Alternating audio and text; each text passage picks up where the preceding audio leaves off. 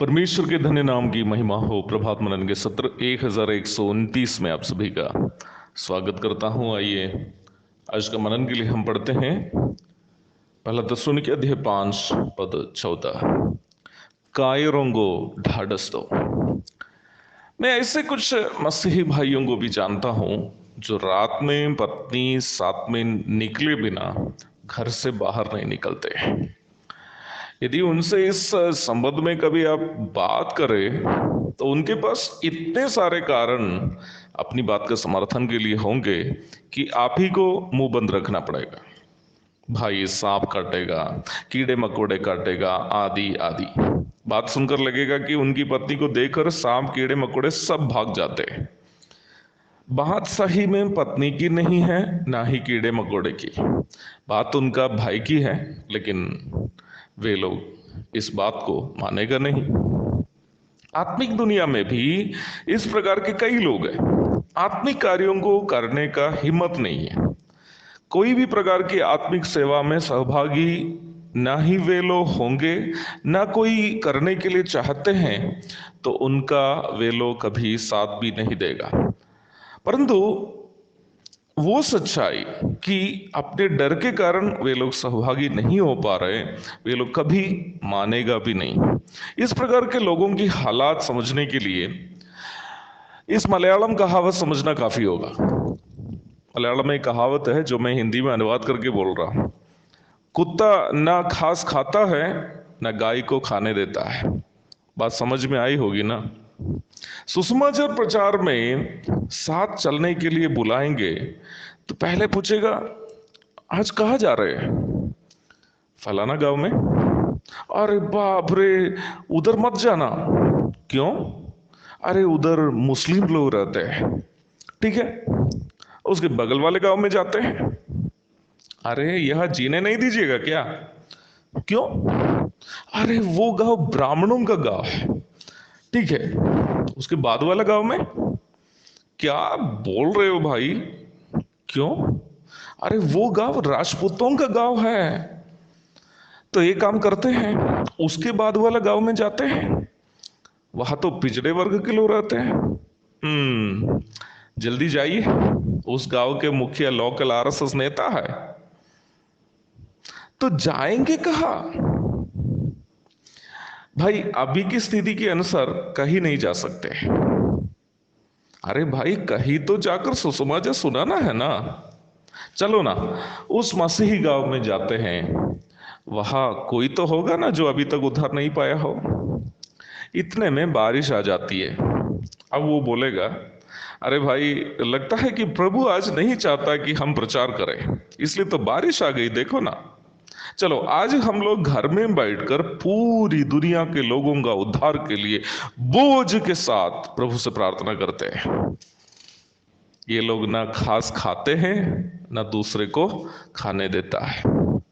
मेरे व्यक्तिगत अनुभव में भारत के कुलीन समूह के लोग, वो चाहे ब्राह्मण, राजपूत या कोई अन्य भी क्यों ना हो, इतना समझदार है कि यदि उनके प्रश्नों का हम सही सही उत्तर दे पाएंगे, मतलब आप सुसमाचार लेकर या बाइबल की बात लेकर उनके पास जाते हैं तो वो आपसे कई प्रश्न पूछेंगे।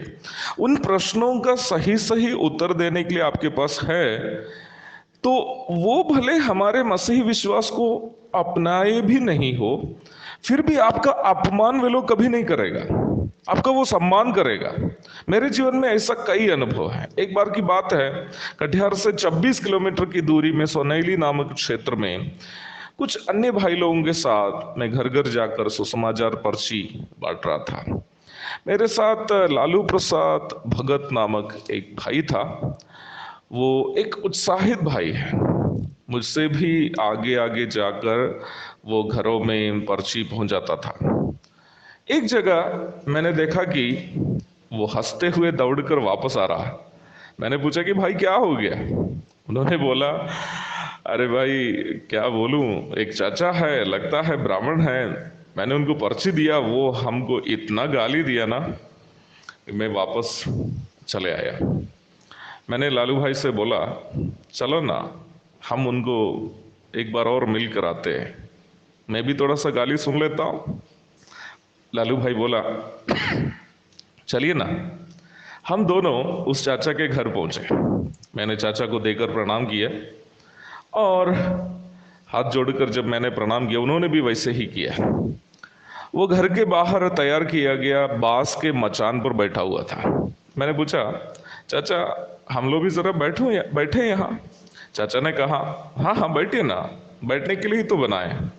अगले लगभग 3 घंटे उस चाचा जी से हम दोनों बातें की। चाचा हम लोग हमको चाय पिलाई। बाद में उस चाचा के भाई के आंगन में हम लोग 2 दिवसीय सुसमाचार कन्वेंशन भी आयोजन किए। प्रभु के दास भाई सामुएल बी थॉमस मधुरा से और भाई दीपक जरीवाला रूरकी से उन सभाओं में 2 दिन संदेश दिए। वहाँ से आज भी कोई प्रभु में नहीं है, क्योंकि साथियों के और समय के अभाव में मैं सब जगह बार बार बराबर पहुंच नहीं पा रहा हूँ। परंतु अभी भी उस चाचा के घर वाले जब भी मैं जाता हूँ तो चाय पिलाए बिना मुझे कभी नहीं छोड़ते। मैं इन बातों को इसलिए कह रहा था कि कई एक बार हमारे हृदय में सेवा आदि के बारे में या आत्मिक जीवन के बारे में जो डर है वो बेमतलब का डर है, बेमतलब का डर है। हाँ, जब भी ज्ञानी लोगों के बीच में आप जाएंगे और सुसमाचार या बाइबल की बातों को कहेंगे तो याद रखना कि आपको पूरी तैयारी के साथ ही जाना होगा, अन्यथा उन लोगों के प्रश्न का उत्तर आप दे नहीं पाएंगे।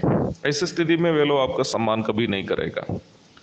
कलीसिया में जो डरपोक लोग हैं, सेवा में सहयोग नहीं करते हैं, आत्मिक जीवन में कोई हिम्मत का कदम नहीं उठाता है, उनकी आलोचना करके तो कोई फायदा नहीं है, परंतु प्यार से उन्हें भी प्रोत्साहन करना है ताकि आत्मिक जीवन और सेवा में वे लोग भी बढ़े और प्रभु की महिमा उनके द्वारा भी हो। एक और शुभ दिन की धन्य कामनाओं के साथ आज का मनन का मैं यहाँ पूर्ण विराम करता हूँ। प्रभु हम सबको आशीष और अनुग्रह दे कि हिम्मत के साथ हम भी प्रभु के लिए जीवन बिता सके। आमीन।